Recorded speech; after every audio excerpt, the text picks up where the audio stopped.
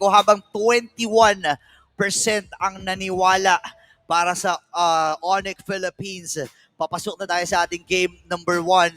Huling serye ng ating gabi. Kapanapanabik kaninong win streak ang matutuldukan at sigurado tayo na may ma-end na streak dito sa araw na to. Game number 1 para sa Onyx Philippines at Echo. Masaya kapag nagtuloy-tuloy ang win streak.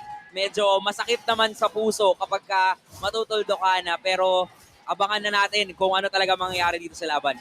Oo, in terms of the early game, no, medyo lalamang dito yung side ng Echo kasi as we've mentioned kanina, mabilis talagang mag-rotate ang isang Baksha and continuously na natin sinasabi na ang isang Martis ay very snowball reliant. So kailangan pagalawin ng Onyx ng mas mabilis yung kanilang mid to ensure na makaka-pick off agad itong si Martis, nitong si Ryzen na naka-impure charge at ma-ensure na makaka-build agad siya ng madaming items. Isa sa mga kapansin-pansin dito at 3 agility plus 2 wilderness blessing. So in terms of the rotation, pagdating sa lawa, mabilis ang 2 kupunan na ito. Pero base dito sa mga, sabihin nating spells, Benny Cutie napilitan mag-purify dahil nga sa threat na meron itong si Rapido at si Crab. Oo.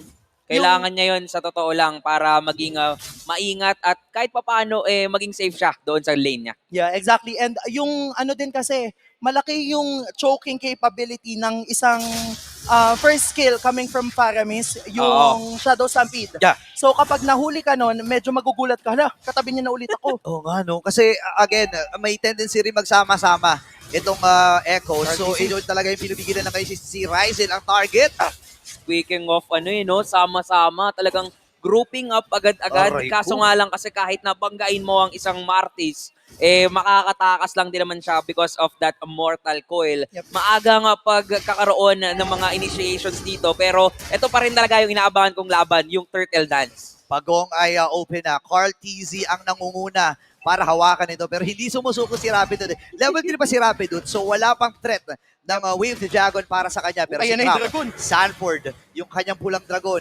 Sino ang kanyang pupuntahan? Petri na gamit! Si Ryzen agad yung target. Kalahati na dito yung buhay. Itong si Ryzen, pero mukhang ang target lang naman ng Echo is just to actually secure the turtle. Flicker in, goes Uy, by Ooh. Sanji. Kaso lang siya rin ang may punish. May counter go ba tayo makikita mula sa Echo? No sir. Back away sila. 1 kill for a turtle. Turtle versus Kill.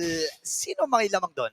In terms of kalamangan, no, I would say na equal lang din naman. Wala din naman talagang inherently na nakalamang aside from the fact na na-pick off doon si Sanji tapos na-expend ng very very light yung kanyang flicker. Aha. So because of that, medyo mawawala ng mobility agad yung Valentina. Kung babalikan natin yung nangyari doon, maagang nakapag-dragon si Sanford kaya naman na-zone out niya yung jungler ng side ng Onyx Philippines. However, sinubukan nitong si Sanji na i-decimate itong si Ryzen with his Smartest and siya yung nabigyan instead. Uy, may pinaplano dito ang kupunan ng Echo. Though wala namang divine judgment pa itong si JP. Pero kasi kasama niya dito si Sanji at si Benny. So any moment, may mga patutumbahin talaga sila. Yep. 3 minutes and 25 seconds ng ating game. Medyo binabagalan ng Echo at Onyx itong laban na to. Nakakapagtaka. Dahil in terms of first blood ratio and Turtles objectives, Mataas eh. mataas Mataas. para sa kanila. So most likely, early game, ratrapan ka agad. Ayun yung ratratan nandun sa may bandang itaas. Hinatak ni JP. Unfortunately, hindi pa ganoon kalaki yung damage output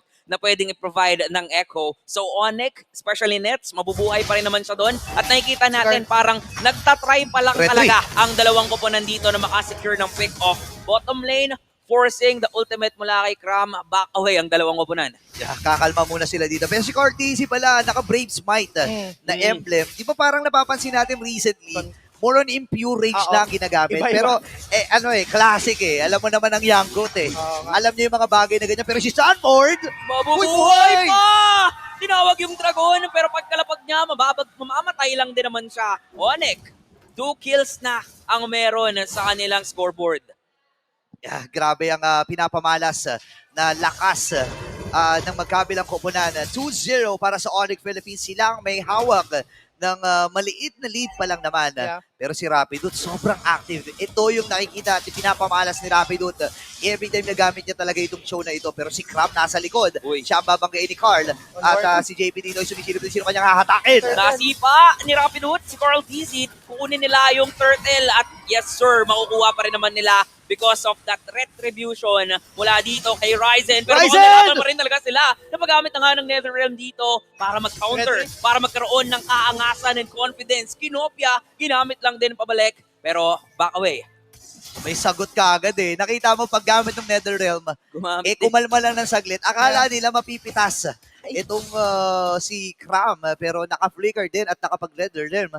Pero in terms of gold, hindi nagkakalayo itong si Benny at si Nets. Definitely, ibig sabihin kahit dalawa na yung isang, yung tig-isa sila ng nakuhang turtle, no? Hindi talaga nakakabog si Benny Cutie in terms of the laning phase, which is why mas lamang pa din siya in terms of gold taken. Tapos si Carl Aray ko! ang bilis talaga niyang nag-rotate because this is a back siya. Again, as we've mentioned, kapag umiikot-ikot siya ng gulong niya, mabilis siyang nakakapunta sa mga lanes, kaya naman nagkakaroon ng additional threat. Oo, parang ito yung tropa mo na one call away. O, tara, punta tayo sa ganito, punta tayo sa ganyan. G agad. Oo, G agad. And yun yung maganda para dito sa Echo, no? Napakabilis ng rotation na kanilang ipinapamalas. And isa pa sa mga rason kung bakit din na medyo, nag-iingat din ang Onyx dahil nga sa threat ni JP. Yep. Yung flicker and yung hatak or yung flicker and yung divine judgment, sobrang importante para sa kanilang kupunan. And kailangang mag-ingat din Nets dito kasi actually nung first 5 minutes parang siya lagi tinatambayan, hindi lang talaga siya napipitas. Oo.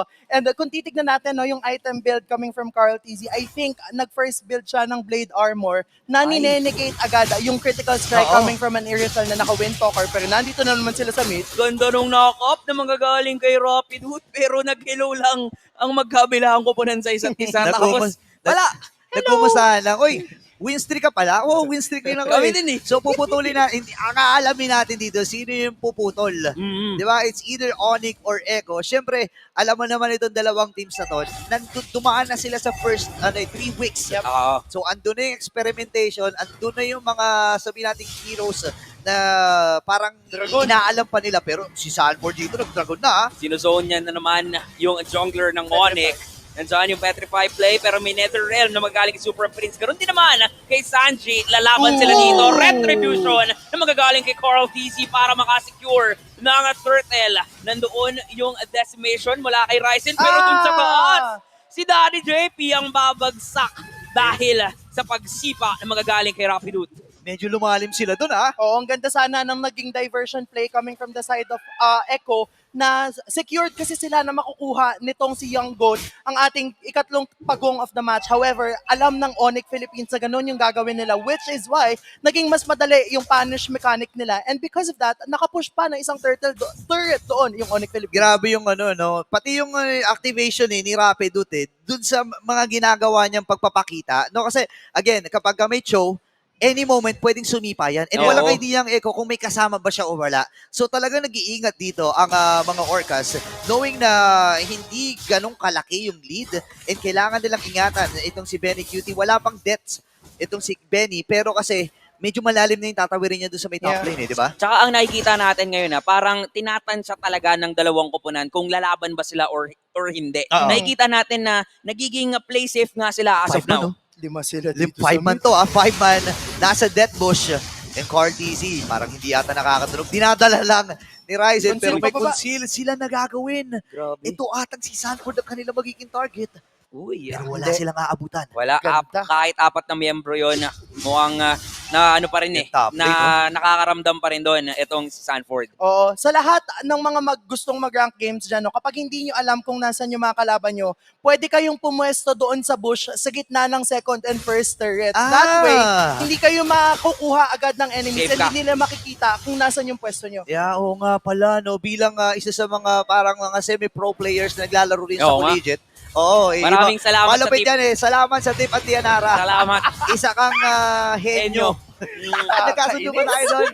Pero again, Lord is available. Kung sino gagamitin Pakita si JP! Rapid! May conceal play sila. May hatak din naman dito pero may NetherRealm. Pagpapatagal ng laban para sa dalawang koponan. May sipa si Carl TZ. Kaso masyadong makunat yata. Yung kulong. Nandiyan na yung dragon. Ang target niya sa likod si Nets. Matay na rin si Rapid Hood. Mabubuhay pa rin naman. Pero Nets mukhang delikado. Babagsak. At mukhang si Ryzen ang isusunod nila. Tinamaan ng platito na magagaling kay Carl TZ. 1-4-3 lamang ang Echo. Tatlo ang bagsak para sa mga Sonics. at si Carl TZ ay sumusugod na. Ano nangyari dun? Ang ganda na nakita agad ni Daddy JP doon si Rapidot sa bush. Kaya naman nung sinubukan siyang respohan ng kanyang mga kakampi na baliktad sila kasi nga naman meron pang Black Dragon form has arrived coming from Sanford's Yuzhong. And nung petrify niya, nahuli niya doon si Net sa backlines. And Oh. because of that, wala na agad damage dealer si side ng Onyx Philippines. Hindi na nga rumetri dito si Carl TZ. Kinuha na rin niya yung purple buff. So talagang ginugutom niya si Ryzen dito. Parang sinasabi niya, men, next game ka na maglaro. Kami na muna ang bigyan mo. At Kami ang lahat. Onyx Philippines, kailangan nilang kumapit dito na baliktad na from 2K mula sa Onyx or from 1K mula sa Onyx, 2.5K na para dito sa Echo at ang Lord ay nasa may bandang itaas. Pwede nilang mabalanse in a way, pero wala eh, na-clear na kagad yung sa may gitna. Yeah. So top and bottom na lang ang kanilang inaasahan. At nakikita din natin dito na medyo nagiging matapang na rin talaga ang mga miyembro ng Echo. Nakasecure na kasi sila Yeah. ng momentum. Di ba kanina parang sila yung nagiging passive. Kasi tinatansya pa lang nila. And ngayon, na alam nilang sila na yung nanalo sa isang team fight, nandyan na yung confidence sa kanila. Naalala ko yung naglaban sila nung week number Versus 1. JP. Sabi ni Carly, Kunsil! masyado daw passive pero may Gunsel! May hatak din. Buhay Ryzen, pa! mabubuhay! Clutch Netherrealm. Makakalayo, makakatakas. Pero Si si Nets, Nets! mukhang delikado yung buhay niya kasi nandito na yung Dragon.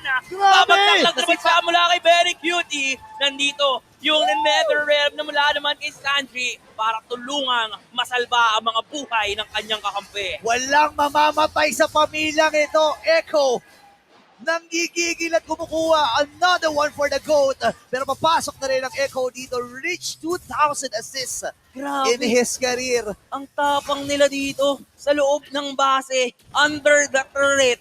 Kung merong under the sea, sila under the turret. Kasi nga naman, under the sea. Echo, Ang ganda ng confidence coming from JP kasi alam niya na makokopya nitong si Sanji, yung IMU coming from Super Friends Faramis. Because of that, alam niya na kahit medyo mapalalim siya in terms of using that Divine Judgment, maliligtas siya. And because meron nga silang team fight kit, because of that Dragon coming from Sanford's Yuzhong, alam niya na lalamang talaga sila both in terms of pick-off and in Oo. terms of team fight. 5.5k gold league para sa Echo at yung Black Dragon na kulay red.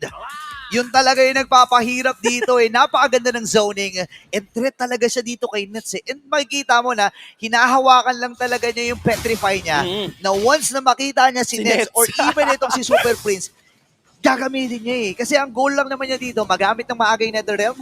Yun yung una. Pangalawa, ma-takedown kagad itong si Nets. Kasi hindi naman naka-purify to eh. actually sobrang ganda nga nung timing lagi ng Echo dito kapag lumalaban sila eh. Nakikita natin na napipilitan si Super Prince gumamit, saka pa lang pumapasok si Sanford, saka Oo. pa lang niya aabutin yung likod. Oo, ang ganda kasi kapag bagsak niya, yun siya essence, ang dami, di ba? Diba? Oo, Tapos ang ubos hirap. na agad yung mga multo coming from that Netherrealm. But looking at our items right now, almost lock item na itong si Benny Kitty at kulang na lang sa kanya ay yung Wind of Nature na hindi naman niya masyadong kinakailangan recently kasi Aha. si JP yung humaharap tapos kung sino man yung masasabunutan with the Divine Judgment, yun yung mamamatay. Yeah, and napansin ko rin na Super Prince nag-invest na rin into a Divine Glaive. So, magical penetration Yep. ang kanyang habol dito. And kasi ang uunat din ng mga heroes ng Echo eh. So, kailangan mong respetuhin, kailangan mong sumaludo. At ang Echo ngayon, ibibigay nila yung second Lord. This is a Luminous One. So, ito na yung tumatalon at kailangan nilang protektahan. Ngayon, paano ang pagdepensa ng Onyx sa laban na to? Kailangan ng Onyx Philippines na i-shove yung mga lanes na hindi minamarchahan ng Lord. That way, hindi magsasabay-sabay yung minion waves nila at ma-able nila na ma-burst down agad yung pangalawang Lord of the match na kapag humampas, wala na ding hahampasin sa gilid. Kaya nga, kailangan ma-burst down na muna nila yung Lord by shoving the minions dun sa mga top and bot. Yun nga eh, wala nang Tori dito sa may JP gitna. sila. JP nagkunsila, any moment, Ay, click naku, Ay, na-cancel dahil doon sa Earth Shatter. Pero may sipa na magagaling kay Rapid Hood. Bagsak si Sanji ngayon. Mukhang madedepensahan pa naman to ng Onyx. Si Nets sa likod. Si Nets! Patay si Sanford. At ngayon, mukhang yung tatlong Nets! miyembro na lang ang natitira para sa Echo. Pero ganun din naman for Onyx. Bagsak si Ryzen. Nice defense coming in from the Sonics. Wow, ibang klaseng depensa para sa mga Sonics. What a valiant defense coming from the side of Onyx Philippines kasi nakita nila na nag-conceal si Daddy JP and because of that, nag-cast agad ng Earth Shatter si Gram because nahuli na nila si Daddy JP. Alam nila na wala ng crowd control and nauna sila na makipagbalagbagan and i-punish yung ginawang execution ng side ng Echo. Look at the damage. Grabe na yung pinapamaras dito ni Nets. Though, medyo nahuli siya. Almost 3K. Tama, 3K gold lead against Benny QT. Pero gets mo alam ni Nets dito na Si Nets. hindi ako pwedeng lumalim. Pero speaking of paglalim, naku, mababangga siya. Nahuli siya dito. Mukhang tinitipi-tipihan pa nga kasi Tatlo! alam niyang mag-isa na lang si Nets. At siya pa nga ang nahuli. Echo, makakasecure na naman ng advantage. Nirikulan pa sa mukha. Grabe ang Echo rito, pero makikita natin yung effort ng Onyx Philippines. Balik sila sa fundamentals. Clear tayo ng mga minions para mahirapan ng Echo na iangat yung kani-kanila. Pero ang Onyx Philippines, kailangan nilang kumabit. Available pa naman ng NetherRealm para kay Super Friends. So, another, sabihin na natin na way para makasurvive sa pinaplanong atake dito ng Echo. Mahaba-haba pa naman ang pagtatakbuhin para dun sa next na Lord. So, sapat na window pa to. Oo, exactly. And kung makikita natin na palak item na din itong si Nets, kulang na lang din again ng Wind of Nature. Habang itong si Benny QT, Athena Shield na yung pinalit niya doon sa boots niya. Kasi nga sinasabi na natin to continuously, no, na kapag late game na, hindi na masyadong need ng boots ng marksman. Kailangan makapag-dish out na lang siya ng enough damage at maging tiwala sa mga kakampi niya na kaya siyang i-protect ng mga ito. Yeah, dun pumapasok din yung yung quantum charge, di Yeah. ba? Pag na-activate may additional movement speed, and talaga naaabuso to ng mga marksman. Additional slot para sa kay Sabag yung Benny. Oo. And wala pa siyang deaths dito, Ayun ha? nga din yung gusto kong i-point out, 402 para sa isang carry na kung usapang late game ng tinaman kasi talaga kahit sinong hilahin na ni JP, kayang-kaya na nilang tunawin. Yeah, itutumba ka agad Lalo na naka-immortality na rin dito si JP. So, any moment na pumasok siya, pwede, kumbaga malakas ang loob niya Pero ito na yung hatak! Naku, mukhang delikado si Ryzen! May Dragon! Pero si Carl TZ, nandun lang din naman pala ang target talaga nila. Si Net, hinahabol nila. Kaso lang hindi magiging enough yung pag-abot doon sa may bandang likod. Pero okay lang. Kasi ang target lang naman ay pumatay ng isa. Mukhang itutuloy pa nga nila Thatcher with a flicker. Unstoppable na rin ngayon si Benny Cutie. Si Ryzen na abulin pa rin talaga nila. Pero nandito din naman si Super Prince para mag-flicker hatak. Magpapap ang mortality ni Carl TZ. Nalaban din naman ngayon ang Onyx. Mukhang magiging enough. May sipa para ay JP. Bagsak ang isa pero si Benny nag-free hit lang ngayon. May minion sila, pwedeng tapusin natin! Nag-tower lock na! Nagta-tower lock na pero depensahan pa rin naman. May mortality na magpapap lang din naman dito. Itong si Rapidut at mukhang ang Echo ang kukuha ng unang laro kontra sa mga Sonics. Game number 1 ay mapupunta sa mga Orca.